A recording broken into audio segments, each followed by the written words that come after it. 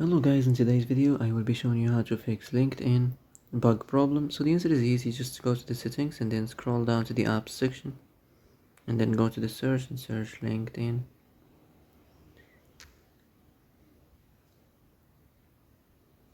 And then go to the storage and here you will find this clear cache option. Click on it. Now you can go check it if it worked, and if it didn't you can try to restart your phone or turn the Wi-Fi off and on, or the Bluetooth or the airplane mode. Also you can try to clear data, but be careful. If you clear data, all this application's data will be deleted. This includes all files, the settings, the accounts, the databases, etc. So be careful if you want to clear your data.